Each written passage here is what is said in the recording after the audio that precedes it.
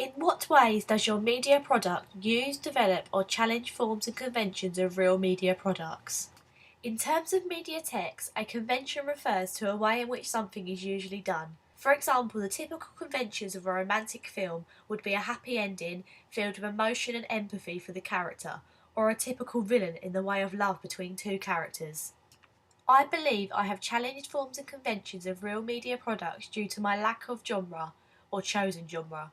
My film consists of many different genres, such as social realism, where I wanted there to be a sense of a wider social issues explored through dramatic background stories, and sticking to the traditional themes of drug and poverty problems. Also fitting in with the action and dramatic genre, where I've used fast-paced scenes with quick editing and slow motion for effect. I also believe I have challenged films and conventions of real media products due to my open narrative, where there is no specific ending. This is because in some ways I have incorporated a multi-strand narrative of two stories going alongside each other at once, as there is firstly the dramatic story of Katie and then John Paul's dramatic storyline. I also use the idea of a non-linear narrative, as perhaps it could be argued that my storyline has been left on a cliffhanger. This is because I have purposely ended the film after the car crash, so therefore the audience doesn't know if John Paul is dead or alive, so they would have many unanswered questions. This leads on to my point that I have left the ending open to interpretation to the audience. They can choose and use their imagination into what they think happened next. So therefore I wanted to put in practice the idea of my audience not being a passive audience, but being an active audience where they draw out their own conclusions as they wish. However, I also believe I have followed forms and conventions of real media products by incorporating postmodernism into my film. A typical postmodern film consists of upsetting the mainstream conventions of narrative structure and characterization. They are also very open to interpretation, which is a key factor in my film, where the ending can be interpreted in different ways. I felt like this was effective as it keeps the audience engaged. What have you learned from your audience feedback? I have gained audience feedback continually throughout the production and post-production of my film, making sure I'm keeping to what my target audience wants and desires. From firstly creating a questionnaire using the Web 2.0 tool SurveyMonkey, I made a survey asking a large range of individuals to fill out my questionnaire. From simply printing and handing them out in person to then actually using SurveyMonkey to send my questionnaire over email and directly to social networking sites such as Facebook and Twitter, which I felt was a good way to get a good response rate as these social networking sites are used by many people. I then also sent my questionnaire link from the website through text to some friends and family for further feedback. After collecting my responses, the website SurveyMonkey also develops your results into bar charts and statistics, which enabled me to pinpoint each individual question into detail with what answers I received. I discovered from this audience research task that people were mostly interested in the idea of having a multi-strand narrative, which is where there is more than one storyline running alongside each other at once. And one person said this because it made it more interesting to watch. I also discovered that people didn't mind if the characters were their age group or not, as they believed it didn't matter if they were old or young. This initial starter point of collecting audience feedback enabled me to able to get an idea of what my target audience would like to see and would be interested in watching. From this, I chose to use two young actors and wanted to target around 15 to 25-year-olds. Not only did I gather audience feedback throughout the post-production, but then once I had finished my film, I firstly posted my short film onto YouTube and then transferred it onto social networking sites Facebook and Twitter. This assisted me into getting audience feedback from my target audience and other audience members. As well as this, I also created a questionnaire on the Web 2.0 tool SurveyMonkey, where I asked people's opinions on my completed film.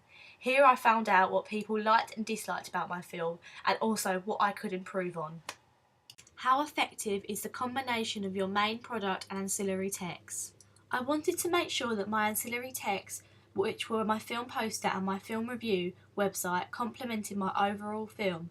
First, I created my film review website, which I created using the Web 2.0 tool Wix, where you can design and create a website for yourself. I created 3 links within my webpage, which are a homepage consisting of the best bits of my film, upcoming films, and also a sneak preview of my film, whereby I created a 20-second trailer using Final Cut Express. Also my review page, which has my review that I wrote for Unhinged, and finally a film page consisting of my other class members' films and a short synopsis of their films. I feel the theme of my webpage links in with the pessimistic tone and house style of my film, as I've used dark colours as a theme, such as blacks, greys and also reds, signifying the death and murder of my film. I have also incorporated some of the pictures I took for my poster project into my webpage for effect and to keep the audience interested while giving them subtle hints about what my film's about. My second ancillary text was the creation of my poster. I wanted my poster to give a feel of what my film's about, so I embraced this when creating my poster by continuing the theme of a young boy's troubled thoughts being brought to light. I took around 30 pictures of my main actor Shay Furwell, who plays John Paul, as I wanted his face to be the main image on my poster.